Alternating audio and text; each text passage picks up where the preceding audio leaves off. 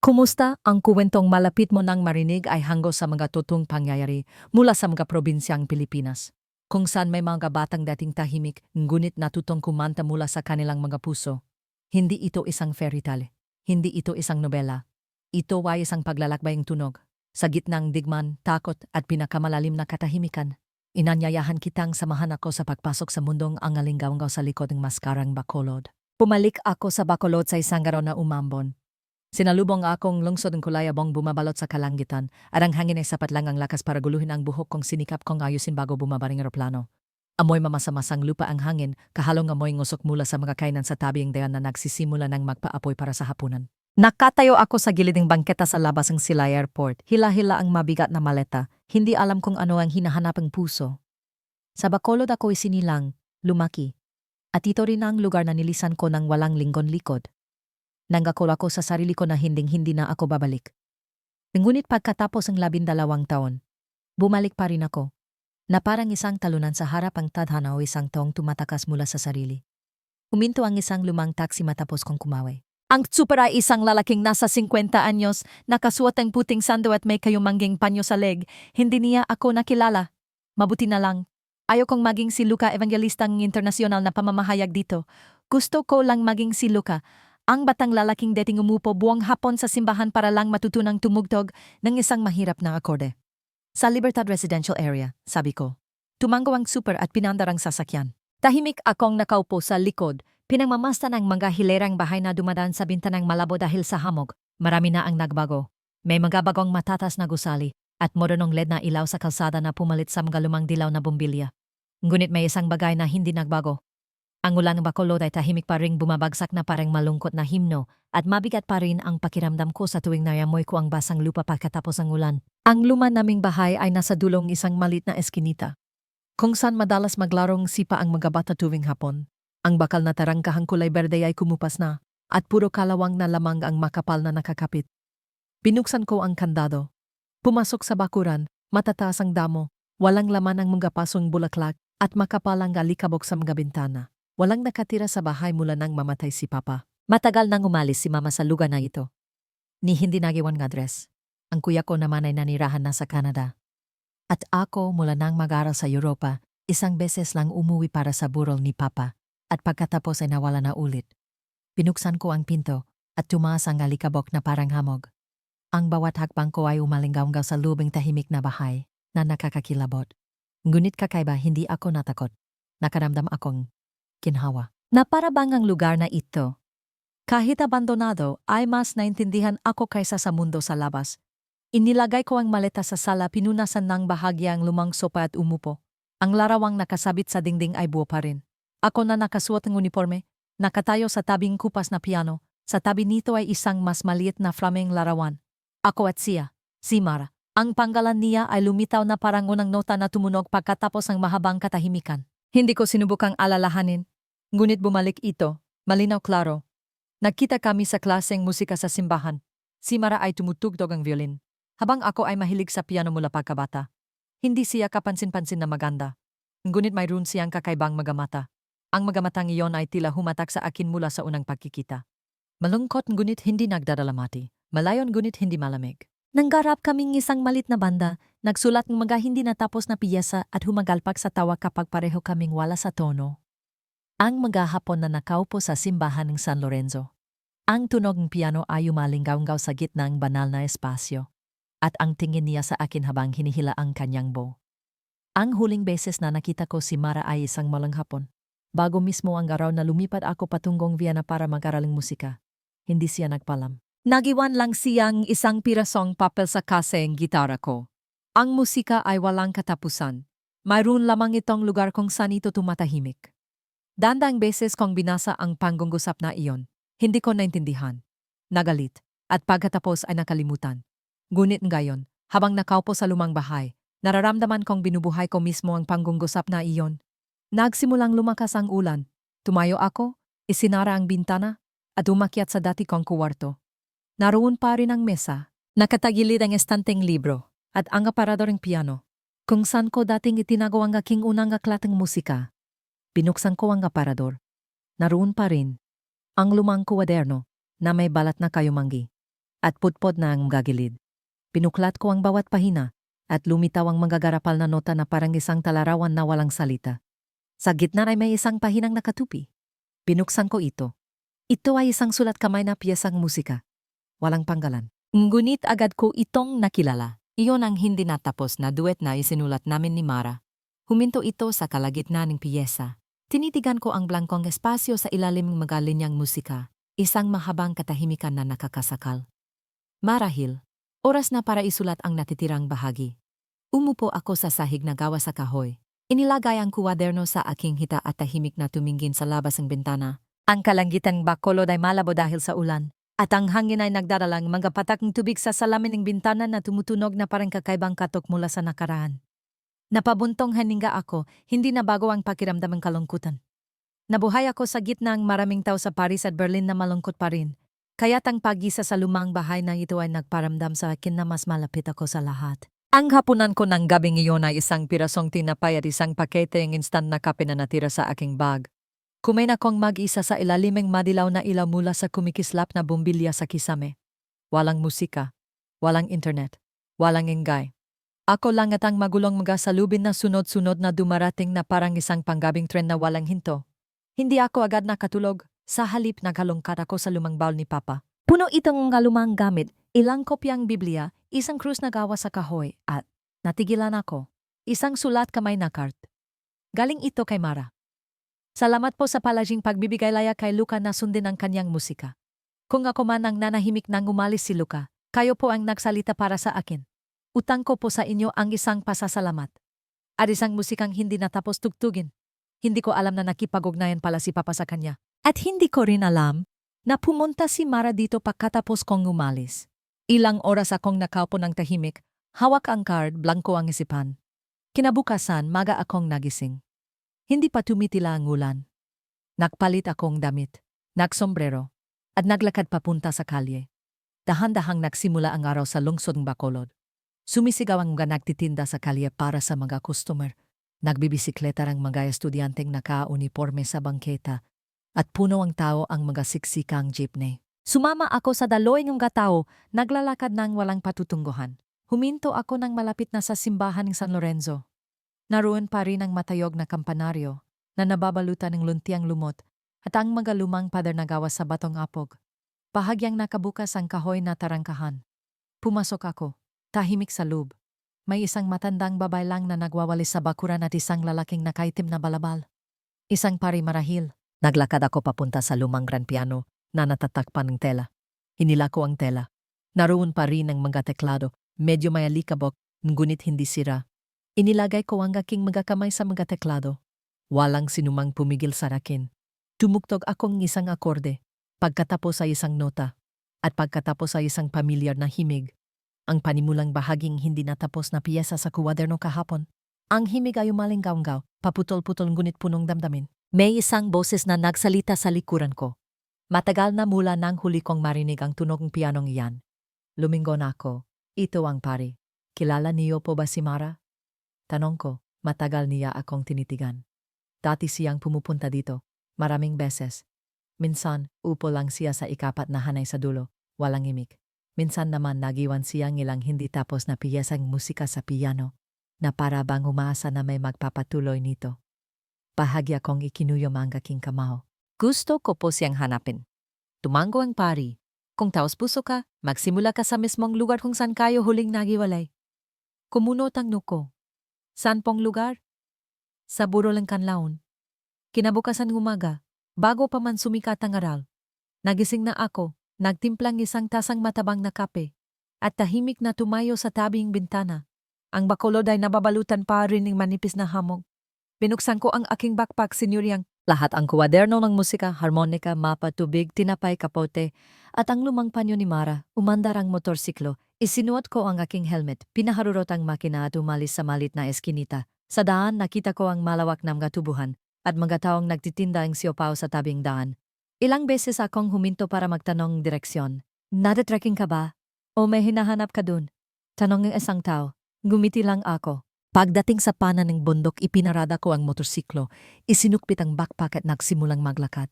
Makitidangdan paakyat sa burol, at ang mga tuyong dahon ay kumakaluskos sa ilalim ng aking mga paya. Sa itaas nagsisimula ng sumikat ang araw. Manipis na parang sinulid na tumatagos sa mga dahon ng puno. Hindi ko alam kung mahahanap ko si Mara. Ngunit alam ko, malapit ko nang mahanap muli ang tunog na nawala sa aking sarili. Ang daan paakyat sa kanlaon ay hindi mahirap, ngunit mahaba at tahimik. Naglakad ako sa daanan na punong mga bato at magkakasalikop na mga ugarang puno na napapalibutan ng luntiang kagubatan.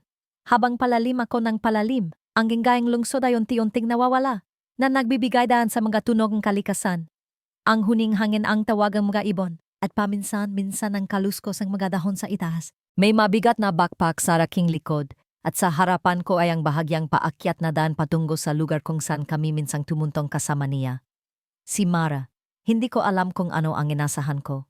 Isang pagpapakita, isang senyales, isang paliwanag, o marahil ay isang maliit na alingawang mula sa isang bagay na hindi pa nasasabi. Pagkatapos ng mahigit 2 oras na paglalakad, narating ko ang gitna ng burol, kung saan kami dating nagtayong isang maliit na kubo na gawa sa kahoy para magpahinga tuwing tumatakas kami sa klase. Hindi ko inasahan na naroon pa ito, ngunit sa aking pagtataka, naroon pa rin ito. Luma tagilid, ngunit hindi gumuho. Pumasok ako, sa loob punong ngalikabok ang sahig. Ngunit malinaw na may mga bakas ng isang taong dumalaw hindi pa katagalan. Isang walang laman na plastik na boteng tubig. Isang malit na kuwaderno na nakabukas sa isang kahoy na mesa na binubuklat ng hangin ang bawat pahina. Lumapit ako, malakas ang tibok ng puso ko. Ang kuwadernong iyon. Hindi sa akin. Ngunit ang sulat kamay. Nakilala ko ito. Sulat kamay ito ni Mara. Umupo ako, nanginginig ang mga kamay na binuklat ang unang pahina. Hunyo 3. Pumalik ako dito pagkatapos ng halos 10 taon. Nakatayo pa rin ang kubo, malamig na parang isang nakalimutang panggako. Ang hangin ay humuhuni pa rin sa mga siwang kahoy, ngunit nawala na ang daring tunog ng musika. Dumating ako nang walang anumang inasahan. Gusto ko lang marinig muli ang hangin at ang katahimikan para malaman kung may nararamdaman pa ako. Ang susunod na pahina ay nagsasabi, Hunyo 7. Dinala ko ang lumang violin, walang kuwerdas, walang tunog, ngunit dinala ko pa rin. Marahil dahil ito lamang ang nagugnay sa piyesa ang musika na hindi natin natapos. Kung sakaling bumalik ka, maririnig mo ba ako? Naalala mo ba? Pinabasa ko ang 3 pahina nang biglang lumakas ang hangin na nagpalipat sa mga papel.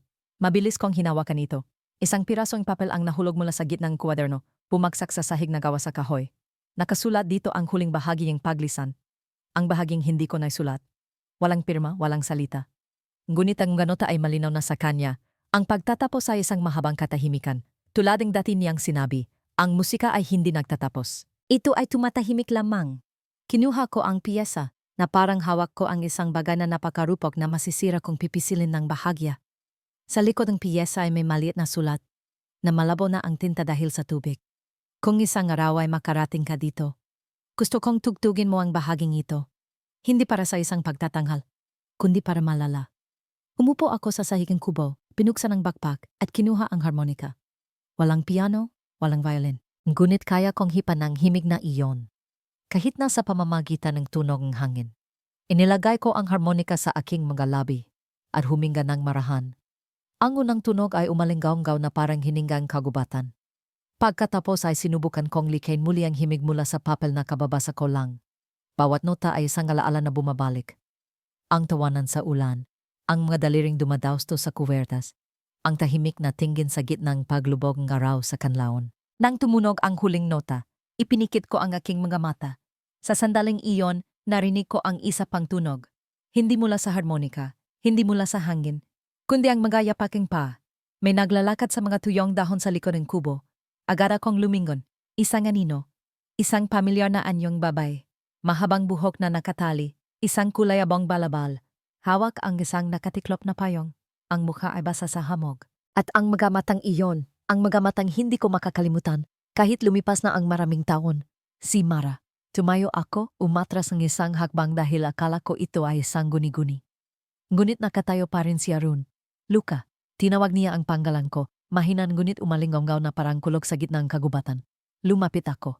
Hindi nagmamadali, hindi nanginginig. May isang bagay lang sa puso ko na biglang kumalma. Na para bang isang piyesang musika na muling natagpuan ang orihinal nitong ritmo. Hinahanap kita, sabi ko, tumango si Mara. Alam ko. Isinulat mo, iniwan mo. Lahat ng ito ay dahil. Dahil naghintay din akong bumalik ka. Pareho kaming nanahimik ng matagal. Malakas ang gihiping hangin. Ang mga dahon ay umikot sa lupa. Ang kubo ay gumawa ng isang kumaluskos na tunog mula sa mga lumang tabla. Nagtanong ako, bakit hindi ka nakipag-ugnayan? Walang isang text, walang isang email. Tumingin siya sa akin, napakatagal, bago nagsalita. Dahil kung gusto mo akong hanapin, hahanapin mo ako. Ayokong ipalala ang isang bagay na pinili mong kalimutan. Yumuko ako. Ang mga salitang iyon ay hindi nanunumbat, ngunit sapat na para mabulunan ako. Ngunit isinulat mo ang huling bahagi, sabi ko. Hindi mo naman talaga binitawan. Bahagyang nanggumiti si Mara. Minsan ang mga tao ay nagsusulat ng musika hindi para marinig, kundi para ipalala sa kanilang sarili na sila ay nabubuhay. Umupo kami ng makatabi sa kahoy na mesa, at ang dalawang maikling lumang lapis na dinala ko mula sa bahay ay naging kasangkapan para muling kumonekta pagkatapos ng maraming taon ng pagkakahiwalay. Inilagay ni Mara ang kanyang kuwaderno, binuksan sa gitna, kung saan naroon ang mga hindi pa tapos na himig. Kinuha ko ang aking kuwadernong musika, binuklat sa pahina kung saan ako huminto. Nakatingin ang kami at sabay na tumango. Ang tunog ng lapis ay umalinggonggaw sa tahimik na kagubatan. Iguhit ni Mara ang mga ritmong violin na parabang isang paraning pagsasalita ng walang salita. Idinagdag ko ang mga linyang piano, sapat lang para sumuporta ng hindi nangingibabaw. Halos isang oras kaming hindi nagsalita. Hindi kinakailangan. Ang musika ang tanging wikang umiral sa sandaling iyon. Nang mapuno ang papel, tumingala ako. Gayon din si Mara. Tapos na, sabi ko. Hindi. Ngumiti siya. Nagsisimula pa lang. Nagtanong ako, may balak ka bang bumalik sa Bacolod? Nag-isip siya. Hindi ako sigurado. Takot akong harapin ang lahat. Pero ngayon, sa tingin ko, dapat na akong bumalik. Hindi ko siya pinilit. Kung babalik ka, gusto kong tumugtog ka kasama ko. Isang beses lang. Saan tayo tutugtog? Sa Mascara Festival. Nanlaki ang mga mata ni Mara. Magtatanggal ka. Tumango ako. Inimbitahan na akong mga organizer, pero hindi pa ako sumasagot. Ayoko nang tumayo sa entablado ng mag-isa. Matagal siyang nanahimik. Pagkatapos ay mahinang sinabi. Pag-isipan ko. Umalis kami sa kubo nang magsimula ng magdilim. Mas madaling lakarin ang daan pababa kapag dalawa kayong makasama. May mga pagkakataong matagal na nanahimik si Mara pagkatapos ay bigla akong tatanungin tungkol sa mga taon ko sa Europa. Kaunti lang ang ikinuwento ko dahil alam kong hindi ang mga mararangyang bagay ang gusto niyang marinig. Nakarating kami sa gilid ng gubat ng madilim na. Bago maghiwalay nagtanong ako, akyat ka pa ba dito? Tumango si Mara. Siguro, pero sa susunod, sana hindi na kailanganin ang hangin para hanapin ako. Tumango ako. Hindi na ako maghihintay sa hangin. Nang gabing iyon nang bumalik ako sa lumang bahay sa Bacolod, umulan na naman. Umupo ako sa tabing bintana. Nakabukas ang kuwadernong musika sa aking hita. Hawak ang lapis at may kakaibang pakiramdam ng kawalan sa aking puso. Hindi dahil sa pagod, kundi dahil ang bagay na dati kong hinahanap, pagpapatawad, pagtanggap o simpleng pagtango mula sa nakaraan, ay hindi na isang layunin. Ngayon, gusto ko na lang magpatuloy sa pagsusulat.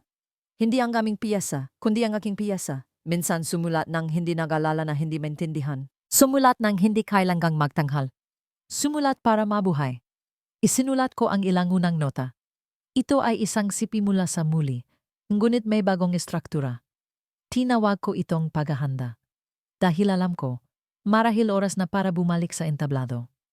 Ngunit sa pagkakataong ito, hindi ako akyat doon ng mag-isa. Sa mesa, umilaw ang telepono. Isang bagong mensahe mula sa isang hindi nakasabi na numero. Kung talagang gusto mong tumugtog tayo sa pista, darating ako. Pero kung hindi ka magsuswat ng maskara, tiningnan ko ang mensahe at bahagyang gumiti. Ibinaba ko ang telepono at isinara ang kwaderno. Malapit na ang Mascara Festival. Ang lungsod ay muling magiging makulay, magiging masaya, magiging maingay. Ngunit sa pagkakataong ito, marahil ang tunog na alinggomgaw ay magiging toto. Habang papalapit ang Mascara Festival, nagsimulang magbago ang anyo ng lungsod ng Bacolod. Ang mga kalsadang dati kong nilalakaran ng tahimik ay puno ng gayon ng kulay. Ang mga maskarang ngiti ay nakasabit sa mga tindahan sa tabing dayan. Mga parol, banderita sa tunog ng techno music na umalingaw sa bawat kanto. Ang mga tao ay dumagsa sa sentrong plaza na parang isang pista. Naglakad ako sa gitnang maraming tao na parang isang hindi nakikitang nilalang. Walang nakakilala sa akin. At hindi ko rin sinubukang makilala. Bumalik ako sa lumang bahay, umupo mag-isa sa sala. Sa mesa ay ang piyesa ng musika na katatapos lang naming buuin ni Mara sa kanlaon. Sa tabi nito ay ang opisyal na imbitasyon para sa pagtatanghal mula sa mga organizer. Malinaw na nakasad sa sulat, malaking entablado, huling gabing pista. Pagtatapos kasama si Luca Evangelista, ang artista ng sariling bayan. Sumandal ako sa upuan, ang panggalang iyon, Luca Evangelista. Libu-libong beses ko nang narinig mula sa media mga tagahanga at mga kasosyo sa musika. Ngunit sa tuwing naririnig ko ito, pakiramdam ko ay hindi ito sa akin. Ito ay isang maskara na isinuot sa akin ngiba mula nung unang araw na tumuntong ako sa entablado. Umilaw ang telepono. Nakarating na ako sa Bacolod. Nasa bahay akong isang lumang kaibigan. Tutugtog ako kasama mo. Ngunit mananatili ang dating kondisyon. Walang maskara. Nag-replay ako. Wala akong isusuot. Walang salamin. Walang jacket. Walang pag-arte. Musika lang. 2 araw na lang bago ang pista. Alam kong kailangan kong maghanda. Ngunit ang pinakakailangan kong paghanda na hindi ang teknikalidad, kundi ang lakas ng loob na tumayo sa harap ng libu-libong tao. Bilang aking sarili, ang sumunod na 2 araw ay lumipas na parang hangin na dumaan sa ibabawang tubig. Hindi ako madalas lumabas, iniwasan ng mga maingay na lugar. Sa halip, ginugol ko ang oras sa pagupo sa tabi ng lumang piano sa simbahan ng San Lorenzo, kung saan ko unang sinanay ang ganota kasama si Mara. Araw-araw, tinutugtog ko muli ang muli ng isang beses, walang pagbabago, walang pag-edit, para lang pakinggan kong nanginginig pa rin ang aking kaloban. Sa umagang huling gabing pista, nakatanggap akong isang paperbag na nakalagay sa harap ng aking pinto. Walang panggalan ng nagpadala. Sa lubay isang maskara mask na gawa sa puting porselana. Napaka-simple, mayroon lamang isang manipis na nanggitiya 2 malalim na butas sa mata. Kasama nito ay isang pirasong papel. Lahat ay nagsuswat nito hindi dahil gusto nilang magtago, kundi dahil takot silang makita ng malinaw. Matagal kong tinitigan ang maskara. Pagkatapos ay nilagay ko ito sa estante. Hindi ko dinala. Sa gabi, maga akong pumunta sa backstage ng Sentrong Plaza. Naroon na si Mara nakasuot ang puting blusa. Kulayabong mahabang palda. Yakap ang kanyang violin. Wala siyang sinabi nang makita ako. Nagkatingginan lang kami sandali. Pagkatapos ay sabay na tumango. Inabutan akong mikropono ng isang taga-organizer at bumulong. Hindi mo kailangang magsabi ang kahit anyo. Tumugtog ka lang. Hinihintay ang lahat ang iyong musika. Nagtanong ako, may anunsyo ba bago ito? Umiling siya. Itinago namin itong sikreto. Kapag lumabas ka malalaman nila. Lumingon ako kay Mara, nagtanong. Okay ka lang. Tumango siya. Basta't maging ikaw ka lang. Lumabas ako sa entablado ng patay ang mga ilaw. Sa harap ko ay isang dagat ng mga tao. Libu-libong naghihintay. Marahil para sa isang banda o isang sorpresang artista. Umupo ako sa tabing piano, humingang malalim, at binuksan ang mikropono. Kumusta Bacolod? Sabi ko. Mahina ang aking boses na umalingaw sa mga speaker, ngunit napakatahimik na narinig ko pa ang huning hangin sa mikropono. 12 taon na mula nang huli akong tumugtog sa lugar kung saan ako isinilang. Ngayon, hindi ako dumating dito bilang isang internasyonal na artista. Ako lang si Luca. Isang taong dating umalis. At ngayon ay nagbabalik. Hindi ako magtatanggal. Magkukuwento ako sa pamamagitan ng musika at hindi ako nag-isa. Sumenyas ako. Lumabas si Mara mula sa gilid ng entablado, sa gitnang dahan-dahang pag-ilaw. Nagbulonggan ang mga tao. Mga bulungan, mga usapan. Walang sinuman ang inasahan na may isa pang tao. Ngunit wala akong pakialam. Tumango si Mara. Tiningnan ko siya. Itinaas niya ang violin sa kanyang balikat. Inilagay ko ang aking mga kamay sa mga teklado. Nagsimula ang muli sa isang minor chord. Dahan-dahan, napakabagal. Hindi pumalakpak ang manunod, nakikinig sila. Hindi nila alam kung ano ito, hindi nila alam kung ito ba ay isang bagong piyesa o hindi. Ang alam lang nila, dinadala silang musika sa isang bagay na tunay. Hinila ni Mara ang unang kuwerdas. Ang tunog ng violin ay umalingaw na parang hangin na dumadaan sa mga alaala. Sumabay ako sa mga simpleng nota, nagbibigay dan para sa tunog ang kanyang violin na maging pinakamalinaw. Hindi kami nagkatingginan, ngunit pareho naming alam, ito ang unang beses at marahil ang nag-isa, na ang piyesang iyon ay tinugtog ng tama kung paano ito dapat.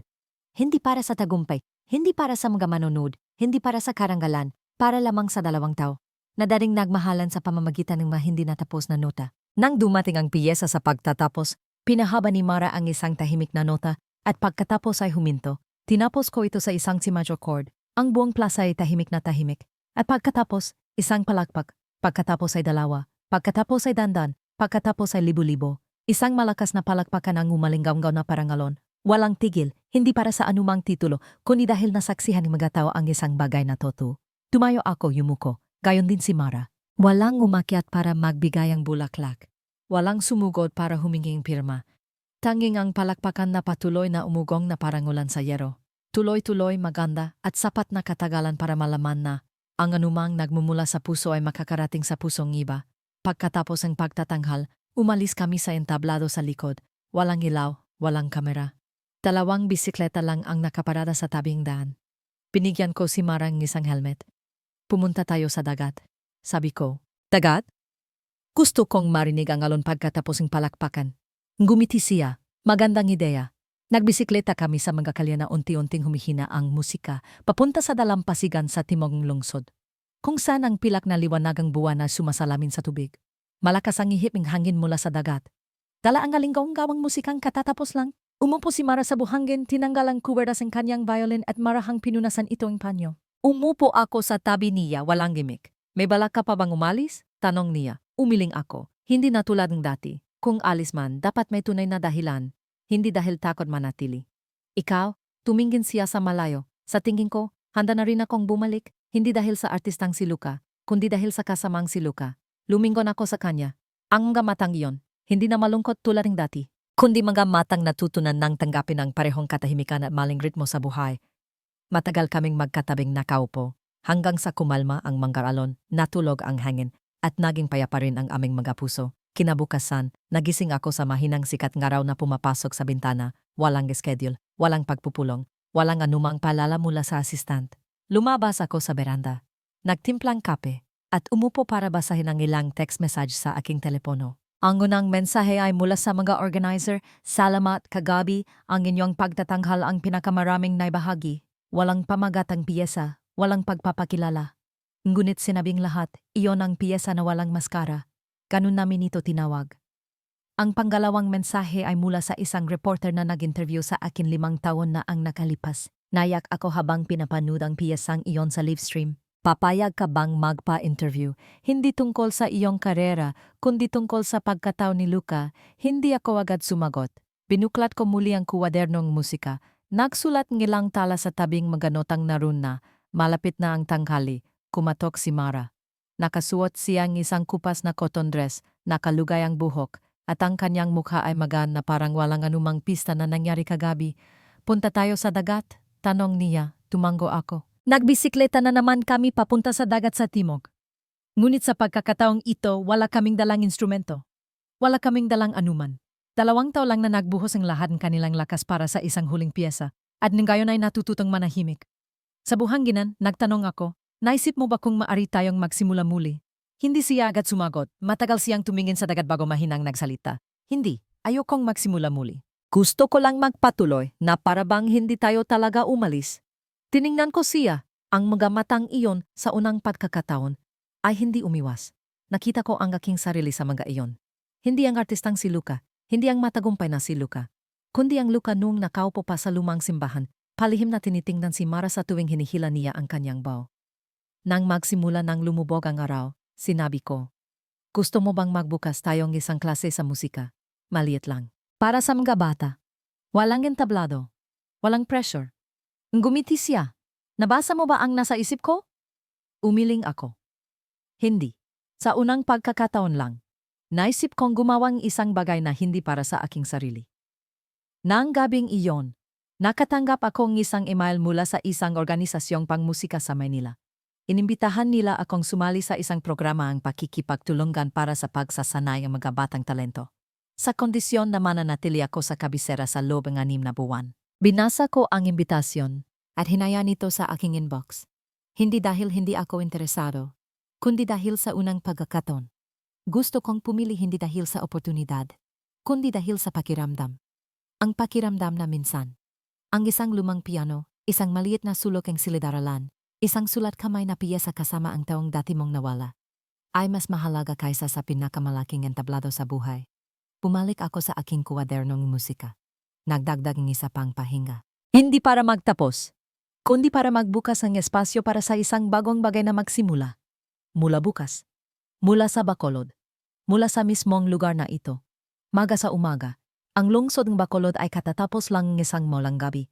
Ang kalangitan ay medyo kulayabo pa rin at mahalumigmig. Lumabas ako ng bahay na may dalang maliit na backpack na walang laman kundi isang koleksyon ng mga piyesa ng musika, isang harmonika, at ang lumang panyo ni Mara. Ngayong araw, hindi ako magtatanghal. Walang pagpupulong. Pumunta ako sa isang pampublikong high school sa labas ng bayan. Ang lugar kung saan ako dati pumunta nung bata pa para sa mga mahihirap na klaseng musika na may sirang organ. Tinawagan akong punong guro nung nakarang araw, matapos mapanood ang pagtatanghal sa pista. Maari ka bang pumunta at makipagkita sa mga bata? Hindi kailangang magtalumpati. Mapo ka lang at tumugtog ng ilang piyesa. Tumango ako ng walang pag-alinlangan. Ang paralan ay tahimik na nakatayo sa gilid ng burol. May mga pader na punong lumot at isang pulang lupa na palaruan. Nakapila ang mga estudyante para sa flag ceremony. Nang pumasok ako, walang nakakilala sa akin. Ngunit nang ipakilala akong punong guro bilang ang taong tumugtog sa pagtatapos ng pista. Nagbulong ka ng buong paralan. Kumaway ako ng simple, walang talumpati, walang entablado. Lumapit ako sa lumang electric piano sa silid-aralan ng musika. Sinubukan ang ilang teklado. Matinis at wala sa tono, ngunit ngumiti ako.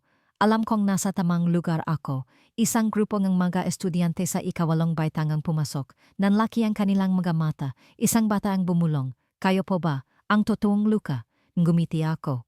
Pero ngayon ako lang ang tutugtog kasama ninyo. Tinugtog ko ang panimulang bahaging muli. Tahimik na tahimik ang mga bata. Pagkatapos ay nagtaas ang kamay ang isang batang lalaki. Kuya, marunong po akong mag-beatbox. Pwede po ba akong sumali? Tumango ako. Sige, sumali kayong lahat. Tumugtog kayo na parang nag-usap lang. Ang klaseng musikang iyon ay hindi katulad ng anumang klase na naranasan ko nung bata pa ako. Hindi kami nag-usap tungkol sa teoryang musika. Hindi kami mahigpit na nagsanay. Hinayan ko ang mga bata na pumiling kanilang sariling instrumento. Mga plastik na drum, ukulele, maracas. Hindi magkakatugma ang mga instrumento at hindi perpekto ang tunog. Ngunit ang pananabik sa mga matang mga bata ay kasing liwanag ng unang sikat ng araw. Sinimulan kong turuan ang mga batang isang laro. Makinig at gayahin. Tumugtog akong isang maikling himig gamit ang harmonika. Pagkatapos ay hiniling sa buwang klase na subukang ulitin ito gamit ang anumang tunog na mayroon sila. Sa simula magulo. Pagkatapos ng ilang beses, nagsimulang magtugma ang mga bagay. Pagkatapos ay naging tawanan. At pagkatapos ay naging isang tunay na piyesang musika. Pagkatapos ng klase, isang batang babay ang naiwan. Yakap niya ang isang gitara na may putol na kuwerdas.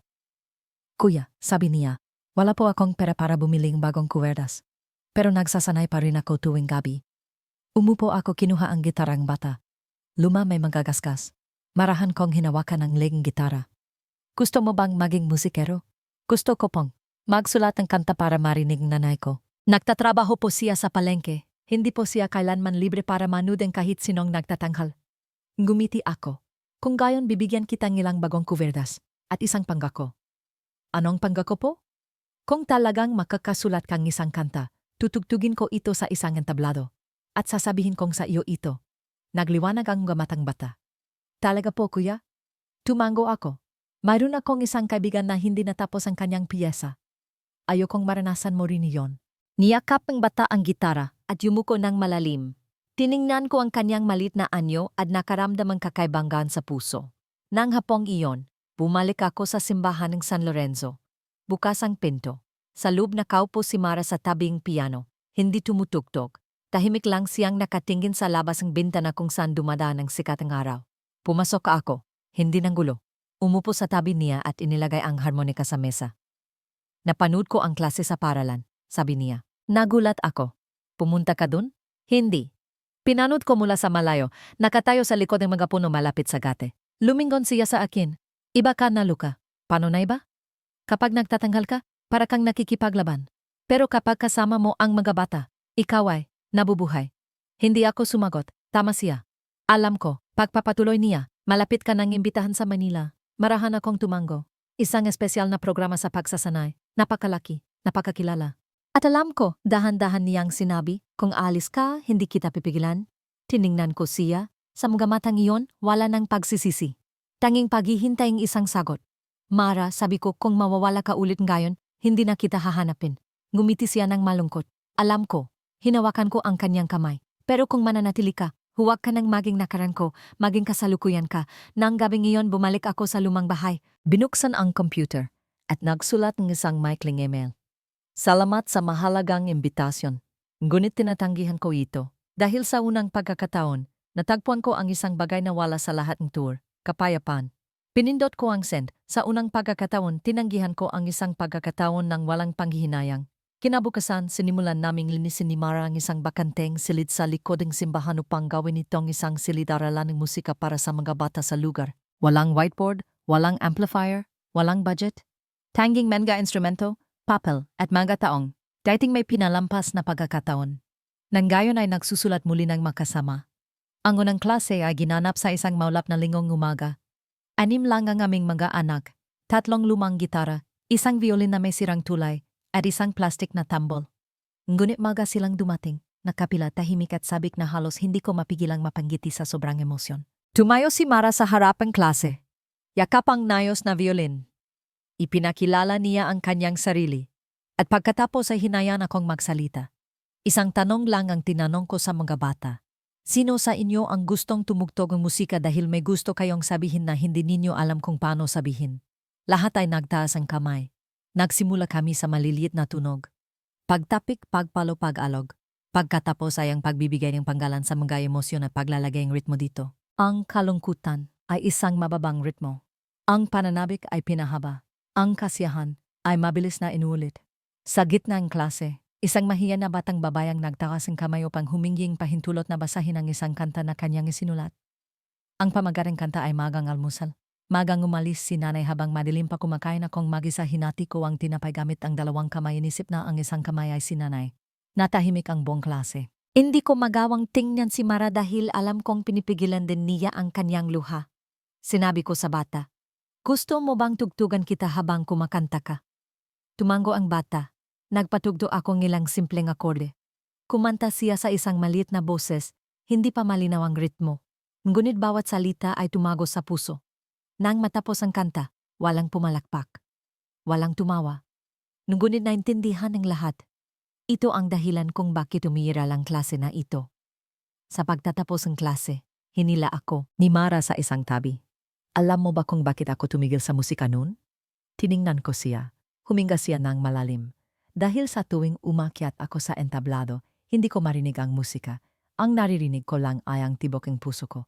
Hanggang sa hindi ko na alam kung anong kuwerdas ang hinihila ko. At ngayon naririnig ko ang boses ko. Sa ilalim ng boses ng bata, sa bawat solong nota, at sa iyong mata. Hinawakan ko ang kanyang kamay, hindi na kailangan pang magsalita. Nag-organisa kaming isang maliit na konsyerto isang linggo pagkatapos. Walang tiket, walang entablado, isang malawak na bakuran lang sa pagitan ng simbahan at ang residential area. Naglagay ang paring ilang plastik na upuan. Nagdala ang mga magulang ng pagkain.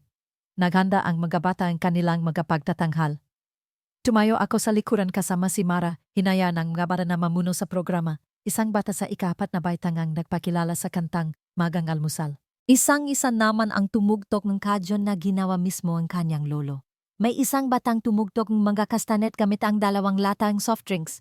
Ang tunog ng musika ay umalinggaw-gaw na parang isang binyag para sa mga malilit na kaluluwang hindi pa nakaranas ng entablado. Nang dumating ang huling pagtatanghal, lumabas ako na may harmonika at si Mara ay nakatayo sa tabi ko na may violin. Tinugtog namin muli ang muli. Ngunit sa isang instrumental na bersyon, na nakalaan para sa mga hindi pa alam kung paano pangalanan ng kanilang mga emosyon sa pamamagitan ng musika. Nang matapos ang piyesa, hindi ko hinintay ang palakpakan. Nakikinig lang ako sa hangin at ang tawanan ng mga bata sa likuran ko. At alam ko, sa unang pagkakataon sa aking buhay, na nasa tamang lugar ako. Gabi na ng gabing iyon. Habang inayos ko ang mga instrumento kasama si Mara sa silid-aralan, tumunog ang aking telepono, isang hindi pamilyar na numero mula sa Manila. Hindi ko sana sasagutin ngunit sumenya si Mara. Sagutin mo, baka tadhana na ang tumatawag. Pinindot ko ang answer button. Isang malalim at magalang na boses ang lalaki ang narinig ko. Kumusta, Luca? Ako ang artistic director ng isang pambansang symphony fund. Naghahanda kaming isang pangmatagalang proyekto sa Mindanao na pinagsasama ang musika sa komunidad at edukasyon. Kailangan namin ng isang taong nakakaunawa sa malaking mundo. Ngunit piniling bumalik sa malilit na bagay. Ilang segundo akong nanahimik. Maaari po ba kayong magpadala ang tiyak na proposal? Tanong ko. Tiyak. Ngunit hindi ako tumawag para imbitahan kang umalis. Gusto kong imbitahan ka na dali ng maliit na klase na iyan sa mas malayo, sa iyong paraan. Ngumiti ako. Sa unang pagkakataon may nagimbita sa akin na hindi para magtanghal. Dahil marahil sa wakas naitanghal mo na ang pinakatutong bahagi ng iyong sarili. Natapos ang tawag. Ikinuwento ko ang lahat kay Mara. Wala siyang sinabi. Tahimik lang siyang kumuhang isang sobre mula sa kanyang bulsa. Ito sana ang ibibigay ko sa iyo kinabukasan pagkatapos ng pagtatanghal sa maskara. Ngunit nakalimutan ko. Marahil ngayon na ang tamang panahon. Pinuksan ko ito. Sa lubay isang sulat kamay na piyesang musika. Sa itaas ay nakasulat, para kay Luca, at sa mga hindi sumusuko sa kanilang unang nota. Tiningnan ko si Mara.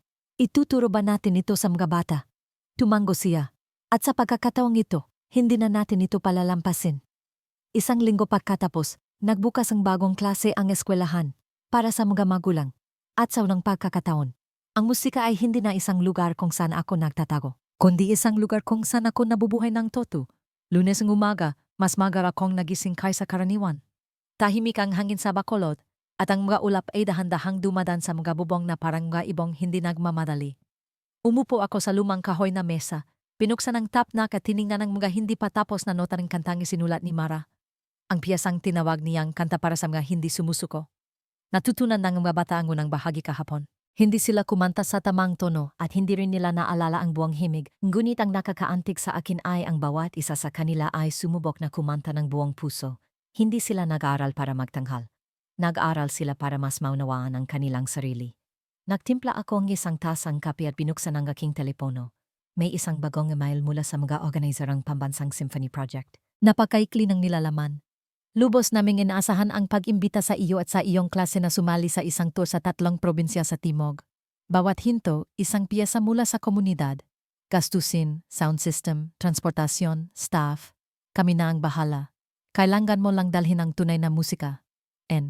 Binasa ko ng paulit-ulit ang huling linya. Kailangan mo lang dalhin ang tunay na musika. Dati nakatanggap akong 12-12 ng imbitasyon para sa mga tour. Mula Vienna hanggang Seoul. Mula sa mga klasikong teatro hanggang sa mga electronic stadium. Ngunit walang sinuman ang nagsabi sa akin na dalhin ang tunay na musika. Gusto nila ang perpekto. Nasa tamang ritmo. Maganda ang teknikalidad. Walang mali. Ngayon, kailangan nilang iba. Tumingin ako sa bintana. Nagbibisikleta si Mara sa bakuran, huminto sa ilalim ng bougainvillea at kumaway. May dala siyang isang basket ng mga instrumento. Ilang tamborin, kahoy na kalansing, at isang violin na may salyong pagaring lahat. Nang gumiti ako, tour sa Timog. Marahil oras na para umalis ang aming musika sa malit na silid na ito. Nagorganisa kami ng isang malit na pagpupulong ng hapong iyon. 13 bata lang, si Mara, ako, at ang pari. Ang silid ay ang aming silid-aralan pa rin. Ngunit ngayon ay mas mukha itong isang bukas na mapa. Sa dingding, idinikit namin ang 3 malalaking pirasong papel. Nakasulat ang panggalan ng 3 probinsya. Negros Oriental, Zamboanga, at South Cotabato. Hindi tayo pupunta para magtanggal, sabi ko. Pupunta tayo para makinig. Bawat lugar isang kuwento. Bawat piyesa, isang boses na nagkukuwento. At kung handa kayo, hahayan nating marinig nila ang ating mga boses. Isang batang lalaki ang nagtaas ng kamay. Pwede po bang magdalang baon? Nagtawanan ng buong klase. Tumango ako. Basta tandaan ninyong dalin din ang inyong mga puso. Hinati ni Mara ang mga grupo. Bawat grupo ay binigyan ng isang instrumento, tambol, kuverdas, hininga at boses. Ang gawin, magsulat ng isang maikling piyesa para sabihin lamang ang isang bagay. Sino ako? Nagsimula kami sa aming paglalakbay nung Biyernes ng umaga. Magang dumating ang bus na may nakasulat sa itaas, Long Distance Symphony, musika mula sa malilit na bagay. Bawat bata ay yakap ang kanilang instrumento na parang isang teddy bear, sabik na nakatingin sa labas ng bintana habang umaalis ang bus sa Bacolod. Ang unang hinto ay sa lungsod ng Dumaguete, kung saan may tahimik na dalampasigan at isang matandang unibersidad. Sa unang gabi, nakatakta kaming magtanghal sa isang maliit na entablado sa gitna ng isang night market. Walang makulay na ilaw. Walang malalaking speaker. Ilang plastic na upuan lang. Ilang matatandang lalaki at babae at ang tunog ng gabatang nag-aaya sa isa't isa dahil may naririnig silang musika. Tumayo ako sa gitnang pansamantalang entablado. Tinitingnan si Mara na nakaupo sa isang sulok. Nakangiti at nagbibigay ng lakas ng loob. Lumingon ako sa mga bata. Naalala niyo ba kung ano ang gusto niyong ikuwento? Tumango silang lahat. Kung gayon, ikuwento niyo na. Ang unang piyesa ay nagmula sa isang lumang ukulele. Isang payat na bata ang tumugtog ng mga hindi perpektong akorde. Ngunit malinaw na ang himig ay sarili niya. Pagkatapos ay ang tunog ng tambol na sumusunod sa tibok ng puso. Ang tunog ng plauta na gawa sa plastic na straw. Isang batang babae ang kumantang paulit-ulit na mga linya. Ako ang nakikinig sa hangin. Ako ang pumupulot ng huning gibon. Ako ang walang maraming salita. Ngunit maraming bagay na ikukwento. Nagsimulang manahimik ang mga tao sa paligid ng entablado. Isang matandang babae ang naglabas ng panyo para punasan ang kanyang mga mata. Isang tricycle driver ang sumandal sa kanyang sasakyan at pinakinggan ang buong kanta. Hindi ako nakialam. Hindi ako nag-akompanyamento. Hindi ako nag-conduct. Ito ang sandali ng mga bata. At tumugtog sila gamit ang isang uring musika na hindi itinuturo sa anumang paralan. Musikang isinilang mula sa kanilang sarili. Nang tumunog ang huling bahagi, isang simpleng koro na itinuro ni Mara sa mga bata. Hindi kami sinumang dakilang ngunit kami ay isang bagay na lumalaki. Ang palakpakan ay hindi pantay. Hindi sabay-sabay. Ngunit toto. Isang matandang lalaki ang lumapit. Ipinakilala ang sarili bilang isang retiradong guro. Sinabi niya, "Salamat sa inyo mga bata. Dati akong nagtuturong musika. Ngunit mas marami akong itinuturong teorya kaysa damdamin. Matagal na mula nang huli akong makarinig ng isang piyesa na nagtulak sa akin na tumayo. Hindi para magwasto, kundi para yakapin kayo." Niyakap niya ang bawat isa. Hindi kami nag-video. Hindi kami nag-livestream. Nabuhay lang kami sa sandaling iyon. Kinabukasan, habang umalis ang bus sa Dumaguete para ipagpatuloy ang paglalakbay, sumabog ang isang gulong sa likuran sa gitna ng isang bundok. Walang nasaktan. Ngunit dahil sa insidente, kinailangang huminto ang bus para sa pagkumpuni sa lubing halos 2 oras. Sa simula, nataranta ang mga bata. Pagkatapos ay hinilang isa pa sa gilid ng daan, inilagay ang kanilang mga instrumento at nagsimulang tumugtog. Sa gitna ng kagubatan, sa gitna ng bundok, sa gitna ng huni ng mga ibon at hangin, isang malit na konsyerto ang nabuo ng walang sinumang nagplano. Lumingon si Mara sa akin, "Naalala mo ba ang unang beses mong mag-tour?" Tumango ako. "Nawala ang aking bagahe pati na ang aking gitara." "Natakot ka ba nun?" "Hindi. Natakot lang ako nang umakyat ako sa entablado at napagtanto kong ayokong kantahin ang kantang malapit ko ng kantahin. Mahigpit na hinawakan ni Mara ang aking kamay. "Kung gayon, huwag mo nang kantahin ang gusto ng iba." Ngumiti ako. "Hindi. Nang gayon kakantahin ko ang kailangan kong marinig." Ang huling hinto ay isang maliit na nayon sa South Cotabato, kung saan ang mga kalsada ay punong pulang alikabok at halos walang signal ng telepono.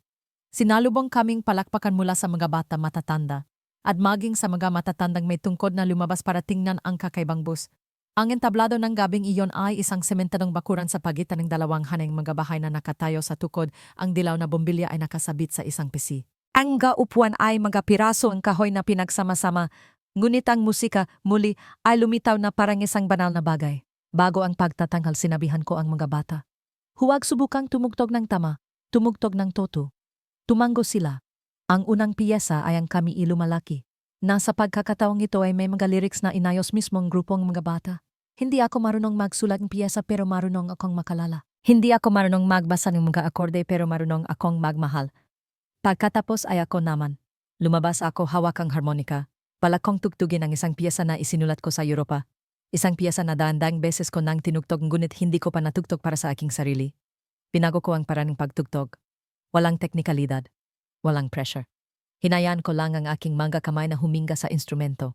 Ang himig ay umalinggomgaw ng tahimik, mas simple kaysa dati. Sa unang pagkakataon, hindi na ako natakot sa piyesang iyon. Nang tumahimik ang musika, lumabas si Mara. Wala siyang dalang violin. Isang piraso lang ng papel ang hawak niya. Sinabi niya, "Isinulat ko ang kantang ito kagabi. Walang pamagat, walang harmonia. Isang mensahe lang para sa paglalakbay na ito." Kumanta siya ng dahan-dahan. Bawat salita ay parang dumadaan sa bawat bahaging dayan. Kung mayroon mang muli, magsimula tayo sa umpisa, walang dalang bagahe, tanging ang malalim na katotohanan. Walang nagsalita. Walang malakas na palakpakan. Isang matandang lalaki lang ang tumango. Sapat na ang musikang iyan. Kinabukasan, bago umalis sa nayon, inabot sa akin ng isang batang babae ang isang nakatiklop na pirasong papel. Binuksan ko ito. Sa loob ay may garapal na sulat. "Gusto ko pong maging gurong musika tulad ni Ma'am Mara. Pero hindi ko pa po alam ang mga nota. pwede niyo po ba akong turuan? Lumingon ako kay Mara.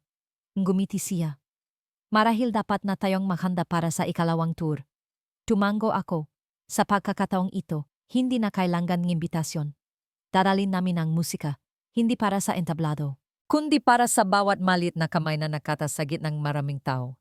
Naghihintay ng isang taong magtuturo sa kanila kung paano tugtugin ang kanilang unang piyesa sa buhay. Isang linggo pagkatapos bumalik mula sa South Cotabato, hindi ko pa rin tinatanggal ang basket ng ka-instrumento mula sa sasakyan. Sa tuwing dumadaan ako, nakikita ko ang maliit na pirasong papel mula sa batang babae na nagsasabing gusto niyang maging gurong musika tulad ni Mara. Ang garapal na sulat na iyon ay parang isang hindi natapos na piyesa. Napatuloy na umalinggaw-nggaw sa aking isipan. Mabilis na kumalat ang balita tungkol sa paglalakbayang klase. Hindi sa pamamagitan ng mga pahayagan. Hindi sa pamamagitan ng TV. Mga maikling video clip lang na kinuna ng telepono na ipinapasa sa social media na may mga simpleng caption, tunay na musika, manggawit mula sa mga bata sa kanayunan. Walang ilaw, walang special effects, puro damdamin lang. Isang hapon habang inayos ko ang aking mga piyesa, may kumatok sa pinto. Ito ay isang kinatawan mula sa Kagawaran ng Kultura at Siningang Pilipinas. Ipinakilala niya ang kanyang sarili bilang Isabel. Mahina ang boses ngunit diretso ang tingin. Gusto naming palawakin ang modelo ng inyong klase ni Ms. Mara. Hindi bilang isang formal na paralan, kundi bilang mga community music station. Bawat probinsya, isang estasyon, walang marka, walang pagsusulit, pag-aral, pakikinig at pagkukuwento lang. Nagtanong ako, bakit kami ang pinili ninyo? Maraming ibang grupo na mas profesional? Sumagot siya, dahil kayo lang ang nagpapalala sa mga tao na ang musika ay hindi nagsisimula sa teatro, kundi sa mga palad na tumatapik sa mesa sa kusina. Nanahimik ako. Kinuha ni Isabel mula sa kanyang bag ang isang proposal. 6 na probinsya, 14 na lokasyon, 32 buwan. Pinag-aralan ko ito. Sa dulong pahina ay may isang blankong espasyo, National Artistic Project Head, Nomination, Luca Evangelista. Marahan kong ipinikit ang aking mga mata. Mukhang ang aming maliit na paglalakbay ay papasok na sa isang mas malaking piyesa. Matagal kong hawak ang proposal, hindi ako minadali ni Isabel. Tahimik siyang nakaupo, nakapatong ang mga kamay sa kanyang kandunggan. Nakatingin sa mga bulaklak sa beranda. Sa wakas sinabi ko, hindi ko ito mapagpapasyahan ng mag-isa. Nang hapong iyon, magkatabi kaming nakaupo ni Mara sa aming silid-aralan, kung saan ang sikat nga raw ay dumadaan sa kahoy na bintana. Ang papel na may mga notaray nakadikit pa rin sa dingding at ang ilang gitara ay nakasandal sa isa't isa na parang natutulog. Ipinakita ko sa kanyang mga dokumento. Pinasa ni Mara ng mabuti ang bawat linya, bawat tuntunin. 32 buwan, pulong niya. Ibig sabihin mahigit 2 taon, paglalakbay, pag-organisa, pagsasanay, pagtatatag. Kung papayag ka mawawala na ang mga maliliit na klase tulad nito. Tumango ako. Ano ang gusto mo? Tanong niya, matagal akong nag-isip. Gusto ko na ang mga batang nakilala natin. At ang mga hindi pa nakakarinig ng musika ay magkaroon ng lugar para tumugtog, magkamali at tumawa. Ngunit natatakot din ako. Natatakot na ang modelong ito ay maging isang bagay na matigas, mapilitan sa pamantayan. Bigyan ng marka. Nung gumiti si Mara, kung gayon, tayo ang dapat magprotekta nito mula sa loob. Tiningnan ko siya. Kung sasama ka, tatanggapin ko. Hindi siya sumagot. Ngunit kinabukasan, nagpadala siya sa akin isang maikling text message. Naka-empake na ako. Huwag mong kalimutan dalhin ang maliit na keyboard. Nagsimula kami sa isang survey trip sa 3 probinsya. Kapis Misami sa Davao del Sur.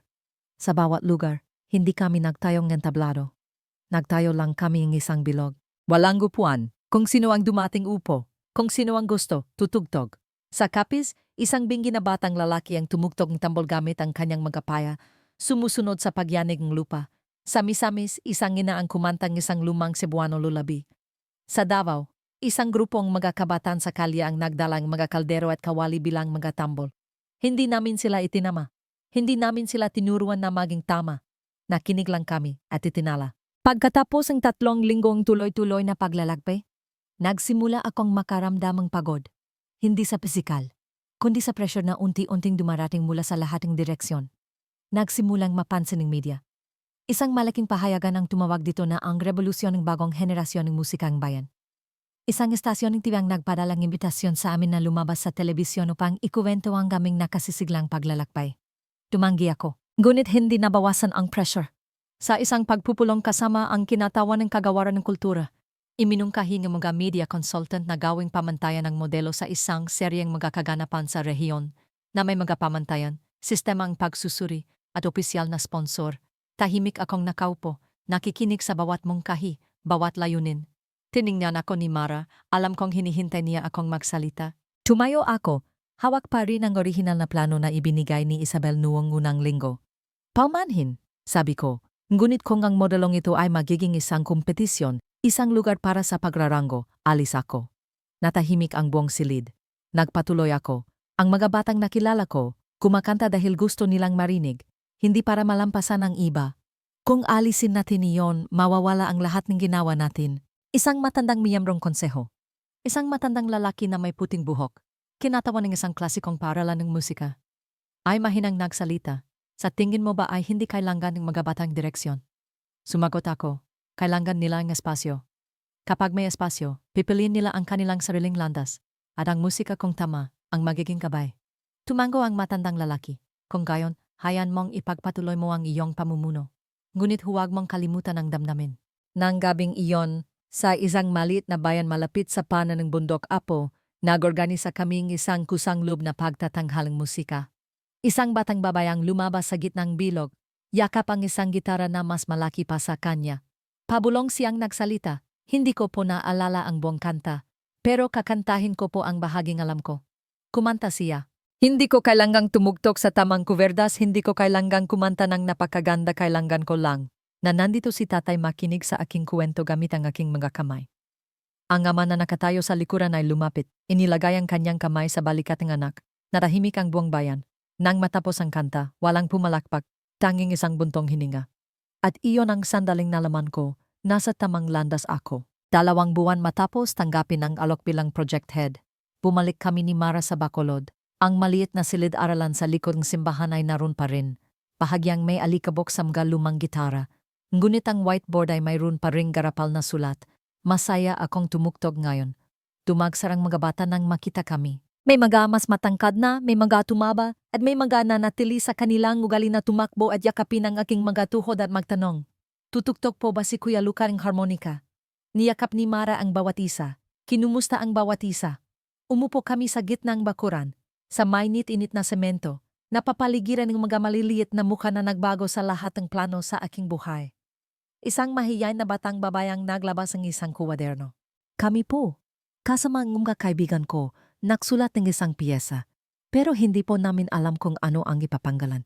Naisip po namin, na si Kuya Luca na lang ang magbigay ng panggalan.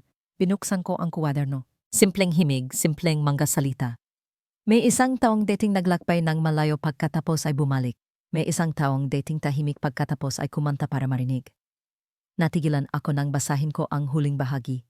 Kung saan sa halip na mga salita ay isang malaking sulat kamay. Hayaang blanko dito, kahit sino ay pwedeng magpatuloy. Tumingala ako, tinitingnan ako ang buong klase, naghihintay. Binuklat ko ang pahina ng kwaderno, inilagay ang panulat at nagsulat ng isa pang panggungusap. Ito ay isang kantang walang katapusan.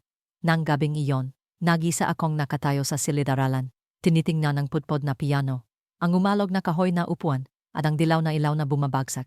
Kinuha ko ang aking telepono, binuksan ang notes app. Gumawang bagong file, pinanggalanan nitong Paglalakbay 2, magpatuloy sa pagsusulat ng walang panggalan. At alam ko, hindi na ito kwento ko o ni Mara, o isang malit na klase. Ito ay isang mahabang piyesa, isinulat ang dayan-daang malilit na kamay, na hindi pa natututong mga akorde. Ngunit alam kung saan pipindutin para magvibrate ang pusong iba.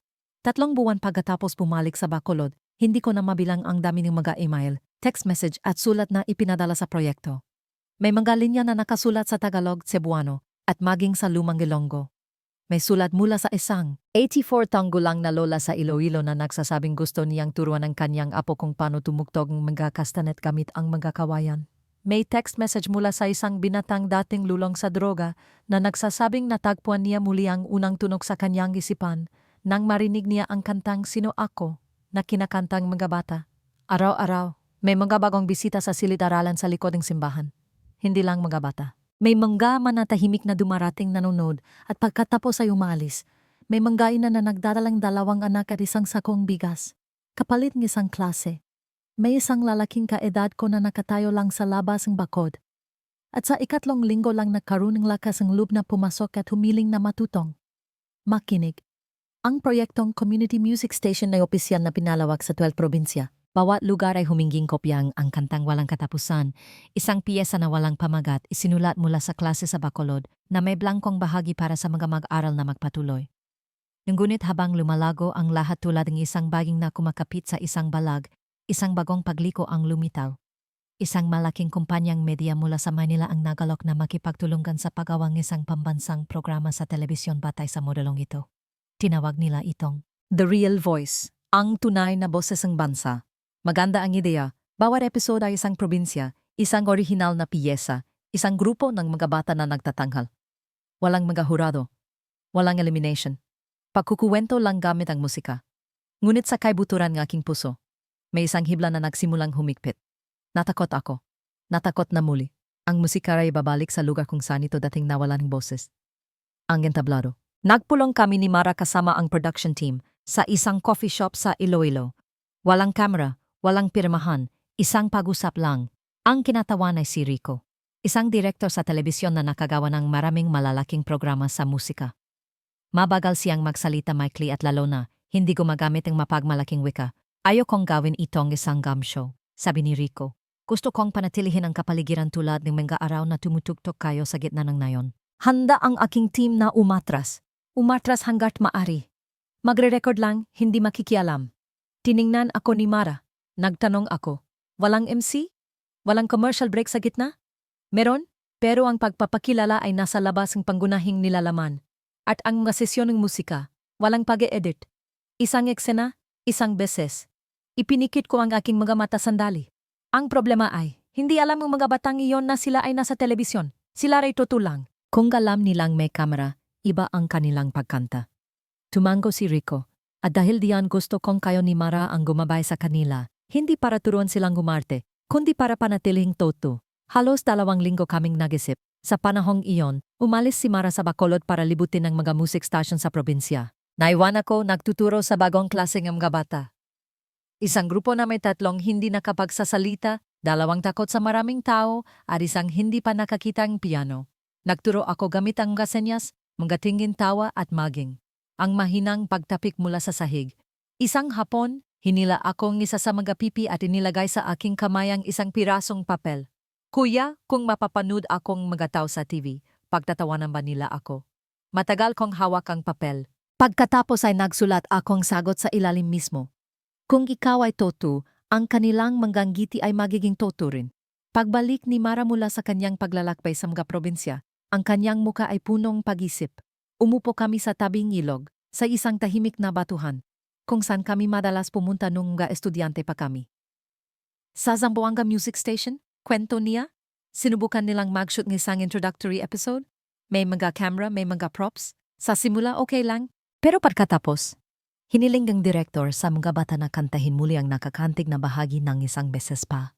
Sa ikatlong pagkakataon, nagsimulang umulit ang mga bata na parang nagmememorya. Nawala lahat. Tiningnan ko siya, at ang pinakamasama, pagpapatuloy niya, ay sinubukan pa rin ng mga bata dahil inisip nila kung hindi nakakantig, hindi sila hahayaan ng mga matatanda na magpatuloy sa pagtuktok. Ipinikit ko ang aking mga mata. Ang damdamin kung hihilingin ay magiging pagarte, at ang musika, kung mali ang pagkakarecord, ay magiging background para sa media. Alam ko na ang gagawin, sabi ko. 1 linggo pagkatapos, dumating ang kreo ni Rico sa Bacolod. Itinayo nila ang mga kamera sa bakuran sa pagitan ng silid-aralan at ng simbahan. Sinabihan ng mga bata na tumugtog lang tulad ng dati, huwag tumingin sa kamera. Ngunit halatang iba ang kapaligiran, ang mga bata ay mahiyain. Ilan sa kanila ay hindi naglakas loob na tumugtog ng malakas. Isang bata ang nanahimik sa buong sesyon. Sa gitnang pagtatangal, pinatigil ko ang lahat. Lumabas ako sa gitnang bakuran at hiniling sa lahat na patayin ang mga kamera. Magre-record tayo? Sabi ko. Ngunit hindi ngayon. At hindi sa ganitong paraan. Lumingon ako kay Rico. Sabi mo atras ka. Gusto kong umatras ka pa. Mag-record ka mula sa malayo. Gamit ang isang long lens. Walang pagdidirehe. Walang gabay. Kung hindi kumanta ang mga bata sa araw na iyon, okay lang. Nag-isip si Rico sandali at pagkatapos ay tumango. Naniniwala ako sa inyo, sabi niya. 3 araw pagkatapos naganap ang opisyal na pagre-record. Walang mga harang, walang script. Pinuksan lang namin ang pinto ng silid-aralan at hinayaan ang mga bata na pumasok ng natural. Isang bata ang umupo sa tabing plastik na tambol. Isang bata ang tumugtog ng pikeng violin na gawa sa sinulid at isang karton na kahon. Isang bata ang gumamit ng bawang niyog para tumugtog ang ritmo. Nang tumunog ang musika, hindi ko nakita ang mga kamera.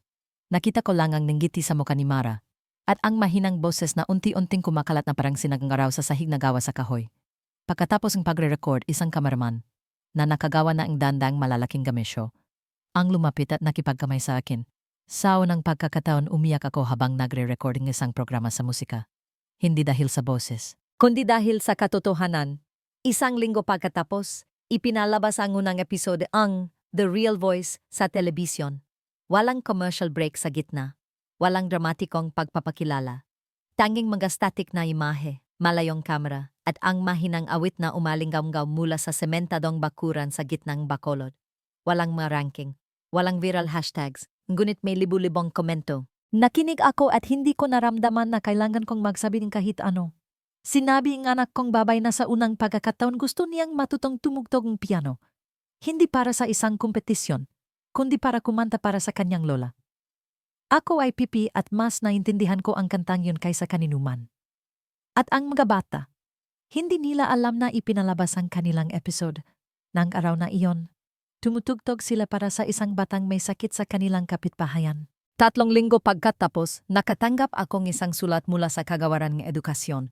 Gusto naming isama ang modelong community music station sa pampublikong sistemang edukasyon bilang isang opisyal na extracurricular program. Binasa ko ang sulat na may bigat sa puso, hindi dahil sa pag-aalala kundi dahil alam ko. Kapag napakalayo na, ang katotohanan ay minsan nagiging manipis dahil sa mekanismo. Tinawagan ko si Mara. Gagawin ba natin ito? Tanong ko. Sumagot siya. Kung mapapanatili pa rin natin ang orihinal na piyesa na walang panggalan.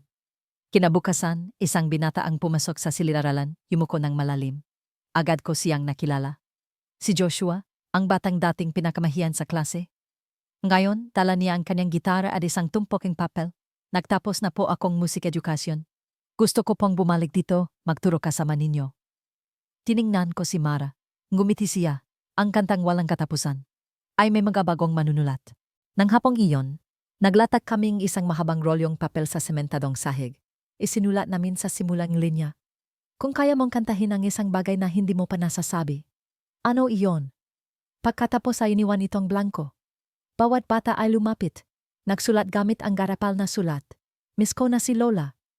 Dati takot akong marinig. Gusto ko lang may makintindi. Ako ay Toto. Hindi kami nag-akompanyamento. Hindi kami gumabay. Umupo lang kami. At nakinig. Sa unang buwan na ipinatupad ang modelong community music station sa sistemang pampublikong paaralan, tuloy-tuloy kaming naglakbay.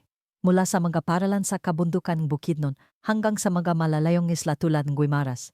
Bawat yugto ay punong mga mag-aaral, ngunit hindi lahat ay nakanggiti.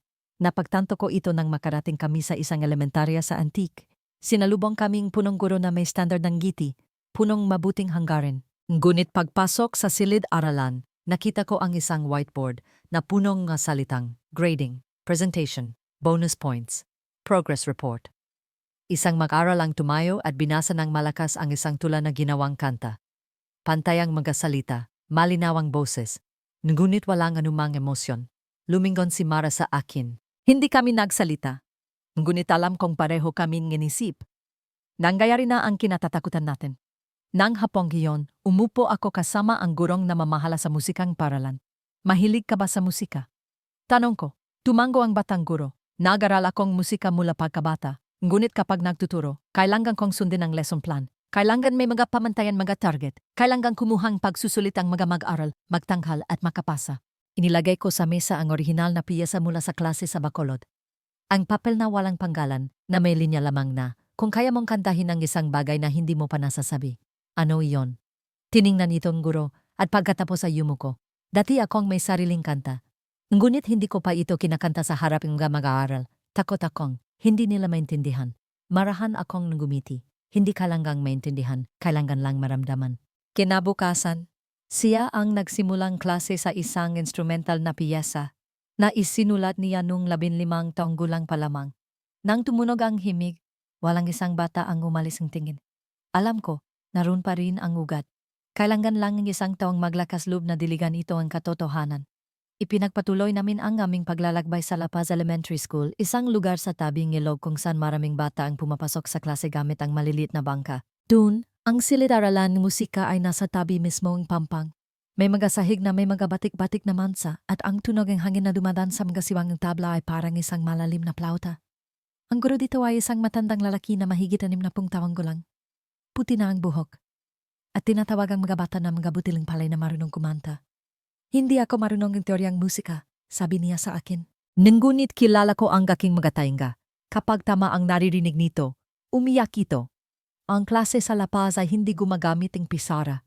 Bawat bata ay may isang puting papel na nakadikit sa dingding, na may panggalan at isang tunog na pinakanaalala nila sa kanilang buhay. Isang bata ang sumulat. Ang tunog ang katok sa pinto sa gabi kapag lasing si tatay. Isang bata ang sumulat. Ang tunog ang bangka na nagahatid kay nanay sa palengke. Isang bata naman ay nagdrawing lang ng isang pulang bilog. At sinabing iyon ay ang tunog ng apoy. Hindi ko itinama, hinayan ko ito, at sinabi ko, ang musika ay nagsisimula sa pakikinig. Kung naalala ninyo ang isang tunog, makakagawa kayo ng isang piyesa. Nang gabing iyon, umupo kami ni Mara sa tabing ilog, nakikinig sa mga bata na tumutugtog ang musika gamit ang mga bote, bato at ritmo ng kamay.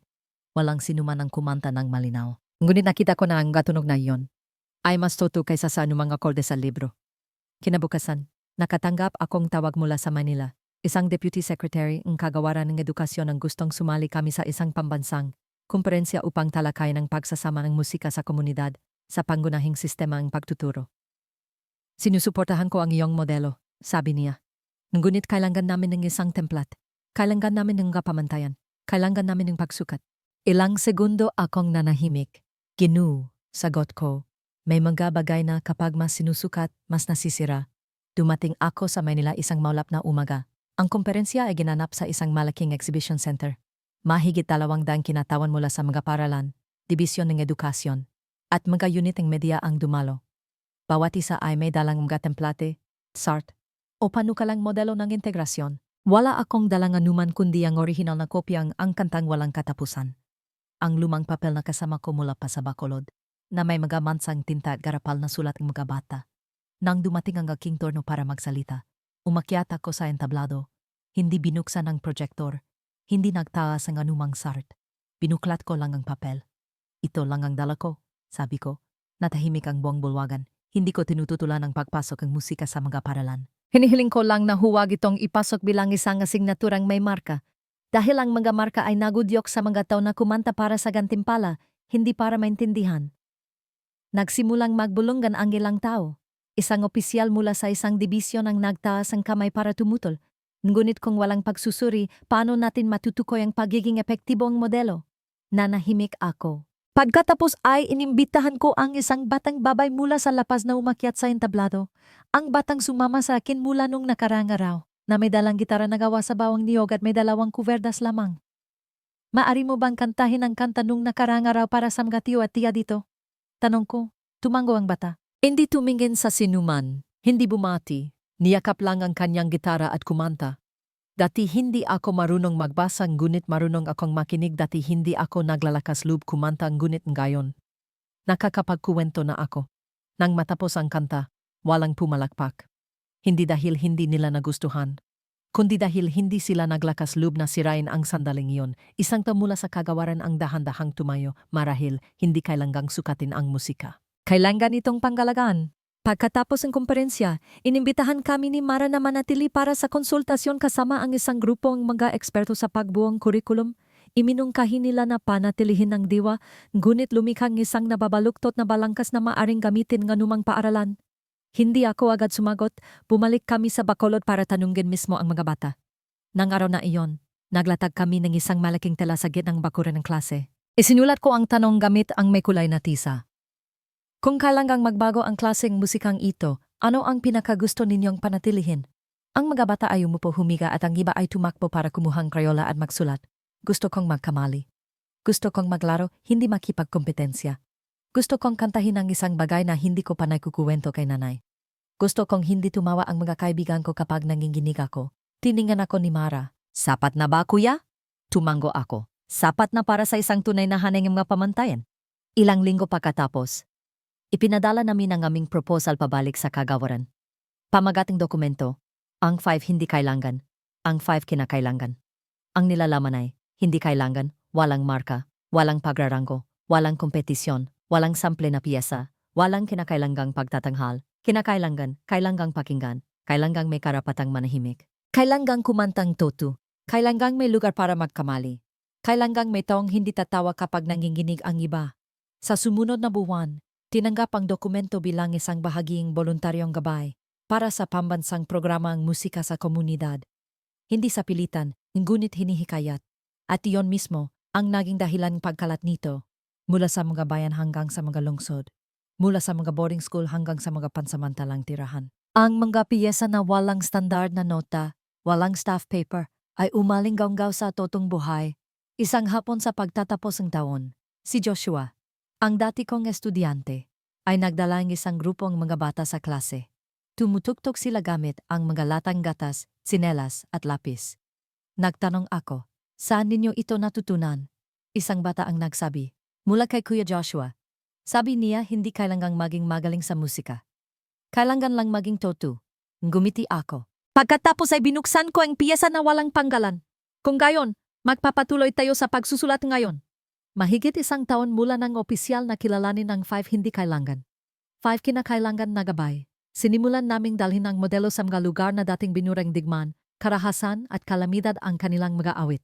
Ang unang hinto ay sa Marawi, isang lungsod na dating simbolo ng kulturang Islamiko sa timog, ang Pilipinas. Ngunit ngayon ay may mga peklat pa rin. Bomba sa mga padereng bahay at sa mga matang mga bata. Hindi pa ako nakapunta sa isang lugar kung saan ang tunog ay napakaputol-putol tulad dito. Sa simula 4 lang ang aming mag-aaral. Isang nawalan ngama, isang nawlila sa buong pamilya. At ang dalawa ay magkapatid, parehong hindi nakikipag-usap sa mga estranggero. Ang tanging gamit ay ilang pirasong kahoy, lata pisi, at isang lumang harmonika na natagpuan sa mga guho. Nagdala si Marang isang blangkong kuwaderno. Inilagay niya ito sa gitnang klase at nagsulat ng isang linya. Kung hindi mo kayang magsalita, maaari kang tumapik, umalog, huminga o humipo, basta't ikaw ay totu. Sa unang araw ng klase, walang gumawang tunog. Sa ikalawang araw, isang bata ang naglagay ng kamay sa sahig at tumapik ng 3 beses. Sa ikatlong araw, sumunod ang isa pang bata. Ngunit wala sa ritmo. Walang nagtama. Tumango lang kami. At sinundan ang wala sa ritmong iyon. Pagsapit ng ikapitong araw, ang 4 na bata ay tumugtog ng isang kakaibang piyesa. Hindi pantay, hindi malinaw ang tono. Ngunit nang matapos kami, isang ginananaka tayo sa likod ng klase ang umiyak. Sinabi niya, hindi ko pa narinig ang aking anak na gumawang tunog. Ngayon ang unang beses, tumingin ako sa paligid sa mga bitak, sa mga nasunog na pader, at naisip. Minsan, ang musika ay hindi dumarating para maging maganda. Dumarating ito para patunayan na may buhay pa rin. Sa mga sumunod na araw, nagsimulang dumami ang mag-aral sa klase sa Marawi. Hindi kami nag-promote. Hindi kami namigay ng mga polyeto. Isang bata lang na tumutugtog ng tambol gamit ang isang tubong plastik sa beranda ay sapat na para lumapit ang iba pang mga bata. May mga nanood lang ng isang sesyon. May mga bumalik na may dalang takip ang kaldero bilang simbol. Tinawag ito ni Mara na pagkalat sa pamamagitan ng hininga. Isang araw, isang batang babae na nagngangalang Aisha ang dumating sa klase. Hindi siya nagsalita, hindi tumapik, hindi kumanta. Umupo lang siya at niyakap ang isang tela. Pagkatapos ng klase, inabot niya sa akin ang tela at sa loob ay isang lukot na papel. Nakasulat sa papel. Sabi ni nanay, huwag makipag-usap sa mga estranggero. Pero kung maririnig niyo po akong kumanta, hindi naman po siguro magagalit si nanay, diba? Hindi ako sumagot. Inabutan ko lang siya ang isang kawayan na plauta at umupo sa tabi niya. Hindi hinipan ni Aisha. Ngunit mahigpit na hinawakan ng kanyang kamay ang plauta na parang yakap niya ang isang bagay na hindi pa nasasabi. 3 linggo pagkatapos, 16 na ang mga bata sa klase sa Marawi. Walang sinuman sa kanila ang may kalaman sa teoryang musika. Ngunit lahat sila ay naalala ang kahit isang mahalagang tunog. Ang tunog ng agos ng tubig sa isang maulang gabi, ang tunog ng mga botang sundalo na tumatapak sa mga bato, ang tunog ng pag-iyak ng bunsong kapatid kapag nanginginig ang silunggan dahil sa bomba. Hindi namin sila tinuruan kung paano kumanta ng tama. Itinuro namin, ang musika ay ang paraan mo upang gawing isang bagay na naririnig ang sakit. Isang 11 taong gulang na batang lalaki, na nagngangalang Hafiz, ang nagsulat ng isang kanta gamit ang 3 salita lamang. Narito ako. Inulit-ulit niya ang tatlong salitang iyon sa loob ng 5 minuto na nagbabago lamang sa pamamagitan ng kanyang hininga. Nang matapos pumalakpak ang lahat. Ngunit alam kong walang pumalakpak dahil sa teknikalidad. Pumalakpak sila dahil sa unang pagkakataon. Naniwala silang talagang naroon si Hafiz. Sa ika-30 araw dumating si Mara sa klase na may dalang maliit na kahon na gawa sa kahoy. Sa lubay may may kulay na papel. Bawat isa ay may nakasulat na tanong. Kung maari kang magpadala ng isang tunog sa isang taong pumanaw na, ano ang ipapadala mo? Kung may tunog ang takot, ano ang tunog nito? Kung ang kapayapaan ay musika, anong bahagi ng araw mo ito naririnig? Bawat bata ay kumuha ng isang papel, hindi kailangang sagutin agad. Kailangan lang nilang itago ang tanong sa kanilang puso at kapag handa na sagutin ito sa pamamagitan ng tunog, hindi pumiling papel si Usman. Tahimik siyang nagdagdag sa kanyang sound map at pagkatapos ay nagsimulang tapikin ang bawat punto. Dahan-dahan, punong konsentrasyon. Naintindihan ko, iyon ang kanyang sagot. Isang Sabadong hapon, puno na ang nasirang bakuran ng simbahan. Sa entablado, ay ang mga batang dating hindi nagsasalita sa loob ng maraming buwan na ngayon ay tumutugtog ng mga instrumentong gawa mismo nila. Nakaswat si Usman ng isang tabla sa kanyang dibdib na tinatapik ng isang kawayan. Walang nakintindi sa kanyang ritmo.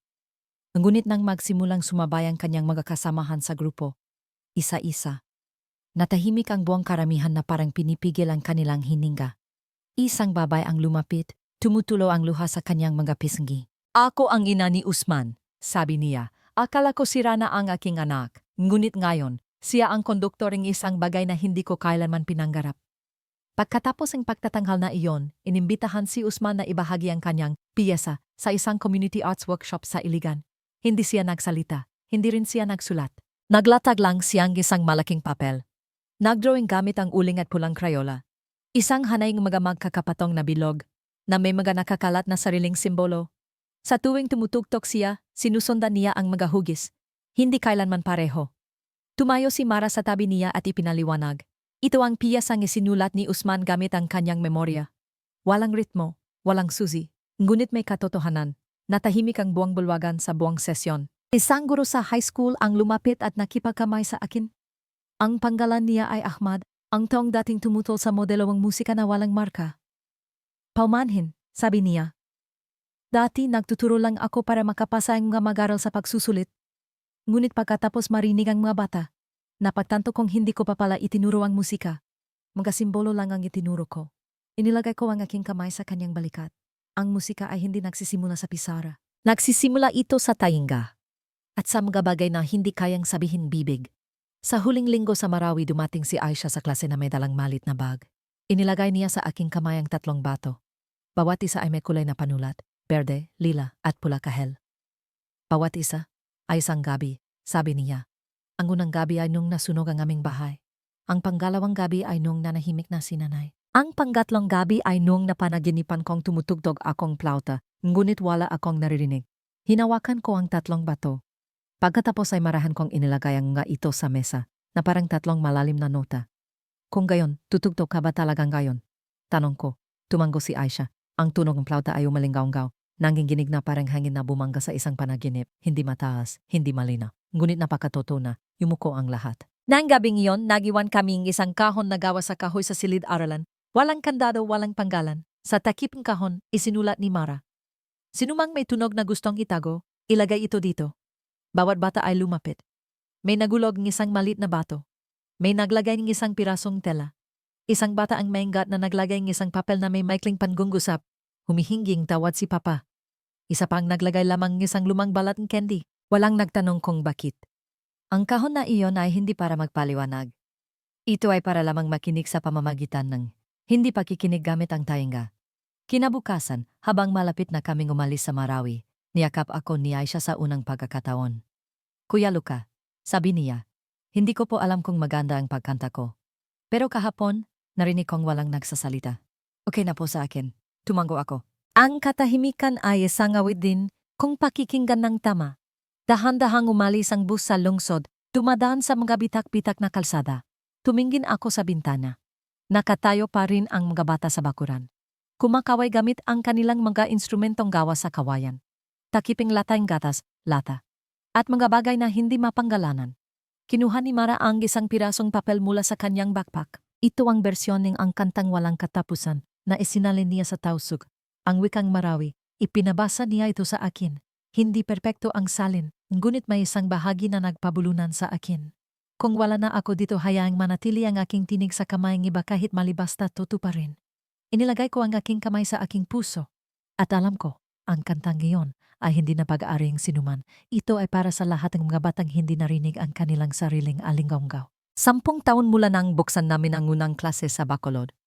Nakaupo ako sa gitna ng isang bakuran ng paralan sa Palawan, katabi si Mara, nang gayon ay may mga puting buhok na. Sa harap namin ay 200 bata, mula sa mahigit 30 probinsya, na naghahanda para sa Melody Day without competition. Walang tumatawag ditong isang festival, walang kompetisyon. Tinatawag namin itong listening day. Walang ganamtag, walang mga puntos. Walang nagpapakilala sa bawat pagtatanghal. Isang malawak na bakuran lamang, isang bilog. At ang tunog ng hangin mula sa dagat na dumadaan sa mga pansamantalang instrumentong gawa sa kawayan at dahon ng niyog. Ang lukang 10 taon na ang nakalipas ay natakot na ang modelong kanyang nilikha ay mahigop ang sistema. Mga puntos, paghahambing, at pagkawalang ugat. Ngunit ang lukang gayon ay nakaupo sa gitnang tawanan, paglalaro sa tubig, pagtapik sa mga latang gatas, at manggawala sa ritmong palakpak. Nang walang anumang panggamba, dahil sa lubing 10 taon, natutunan ko ang isang bagay. Kung sasamahan mo sila ng sapat na katagalan, ang katotohanan ay pipiliin ang sarili nitong landas upang mabuhay. Si Joshua nanagayon ng pambansang koordinator para sa network ang community music station. May dala siyang isang bowl. Sa lubay hindi mga instrumento, kundi mga piyesa na walang panggalan na ipinadalang mga mag-aral mula sa iba't ibang lugar. May mga piyesa na may isang linya lang. May mga piyesa na puro drawing lang. May mga piyesa na mga markang kamay na may kulay. Kuya Luca, sabi ni Joshua, hindi na naghihintay ang mga bata sa ating gabay. Nagpapatuloy na sila sa pagsusulat ng walang palam. Nang gumiti ako, kung gayon oras na para tayo, ay umatras ng tuluyan. Nung umagang iyon, naglakad ako sa paligid ng bakuran ng paralan, kung saan naghahanda ang mga grupo. Isang grupo mula sa Samarang tumutugtog ang mga tambol gamit ang mga karton na kahon at mga ladrilyo. Isang grupo naman mula sa Davao ang naglalalang mga banig sa isang paikot na hugis upang lumikha ng isang instrumentong pangsahig. Isang batang babay mula sa Baguio ang walang dalang anuman. Isinulat lang niya ang kanyang kanta sa kanyang palad at kumanta kapag umihip ang hangin. Nakatayo si Mara sa ilalim ng isang puno. Pinagmamasta ng bawat grupo. Hindi siya nagdidirekta. Ngumiti lang siya at pagkatapos ay tumango. Sa isang sulok ng bakuran, nakita ko ang 3 bata na nagtatalo tungkol sa kanilang pagtatanghal. Sinabing isang bata na gusto niyang magdrawing sa papel at pagkatapos ay punitin ito para hipan ng hangin. Sinabi naman ng isa na gusto niyang ilibing ang mga liriko sa ilalim ng lupa at pagkatapos ay pakinggan ang tunog ng mga ugat. Ang natitira naman ay kumuhang isang lumang tarp at pinalo ito kasabay ang ritmong tubig. Hindi ako nakialam. Dahil naintindihan ko hindi na ito ang aking klase. Sa tanghali, dinala ni Joshua ang isang lumang kuwaderno na may balat na putpod na. Inilagay niya ito sa aking mga kamay. Sa iyo ito mula pa nung simula. Sabi niya, kakatagpo lang namin sa bodega. Binuksan ko ito. Ang mga unang pahina ay mayroon pa ring mga sulat kamay na bata. Kung hindi ako marunong kumanta ngayon, pwede akong tumapik bukas. Gusto kong matutong kumanta hindi para umakyat sa entablado, kundi para patulugin ang aking kapatid. Sa gitnang kuwaderno ay isang pahina na isinulat ko. Kung mawawala ang musikang ito, walang iyak. Ngunit kung mananatili ito, may makakatagpo ang kanilang boses. Binasa ko muli ang panggungusap na iyon pagkatapos ng 10 taon. Pagkatapos ay marahan kong isinara ang kuwaderno. Sa tingin mo ba kailangan pa ako ng mga bata? Tanong ko kay Joshua, nung gumiti siya. Hindi. Ngunit tinatawag ka pa rin nilang ang unang tong naglakas-loob na tumapik ng wala sa ritmo. Sa hapon, nagsimula ang listening day. Walang host, walang mikropono. Lumabas lang ang gabata sa gitnang bakuran, grupo-grupo. Inilagay ang kanilang gagamit. At pagkatapos ay nagsimula. Isang grupo mula sa Tawi-Tawi ang kumanta sa isang lumang dialekto kasama ang mga buntong hininga. Isang grupo mula sa Zambales ang gumamit lamang ng mga lubid at tubig. Isang bata ang nagbuhos ng tubig mula sa isang palanggana patungo sa isa pa. Habang ang isa naman ay humihilang mga lubid upang lumikang huning hangin. Ang ikatlong grupo ay nagtayo ng isang malit na bilog ng mga bato at isa-isang tumayo dun upang basahin ang bawat salita sa kanilang piyesa. Ako ay hindi marunong magsalita, ngunit ako ay nagkukuwento na. Sa tuwing may grupong natatapos, Walang pumapalakpak. Walang nagkokomento. Lahat ay tumatango lang. Dumating ang turno ni Ira. Isang malit na batang babay mula sa Negros Occidental. Siyam na taong gulang pa lang. Walang dalang anuman si Ira kundi isang lumang larawan na punit sa gitna. Lumabas siya, inilagay ang larawan sa lupa, at umupo nang nakakrus ang mga binti. Hindi siya kumanta. Hindi siya tumapik. Nagsalita lang siya. Dating tumutugtog ng gitara ang tatay ko. Hindi ko pa narinig ang tunog na iyon. Ngunit sa tuwing hinahawakan ko ang larawan, may naririnig akong nagvivibrate sa aking puso. Pagkatapos ay hinawakan niya ang larawan, at natahimik ang buwang bakuran. Walang sinumang naglakas loob na huminga ng malakas. Makalipas ang ilang sandali, ngumiti lang si Ira, yumuko, at umalis. Nang gabing iyon, umupo kami ni Mara sa ilalim ng isang beranda. Nakikinig sa hangin na dumadaan sa maliit na bahay na itinayo para sa mga bisita. Sinabi ni Mara, "Naalala mo ba nung unang araw na isip natin na ang modelong ito ay mabubuhay lang ng isang taon?" Tumango ako. Hindi ko akalain na may magagawa ang mga bata nang walang instrumento, walang kasanayan. Hinawakan niya ang aking kamay. Ngunit nagawa nila, higit pa sa inakala natin. Tumingala ako sa langit. Hindi na nila kailangan ng sinuman para magpatuloy sa pagsusulat. Sinusulat nila ang kanilang sarili. Kinabukasan, inilagay ni Joshua sa gitna ng bakuran ang isang malaking kahon na gawa sa kahoy. Luman ngunit malinis. Sa takip ay may nakaukit na sulat kamay. Sound exchange box. Sinumang nakarinig ng isang bagay na hindi pa naririnig ng iba, ibahagi ito. Bawat grupo ay lumapit, walang pilitan. Bawat isa ay naglagay ng isang maliit na bagay sa kahon. Isang kutsarang gawa sa kahoy, isang pirasong lubid, isang hindi naiparalang sulat, isang pirasong papel na may hindi natapos na piyesa.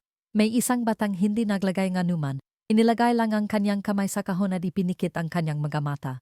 Itinala ni Joshua ang bawat bagay, hindi sinulat ang panggalan. Ang aklatang ito, sabi niya, ay walang tala ni nilalaman. Tanging damdamin lamang.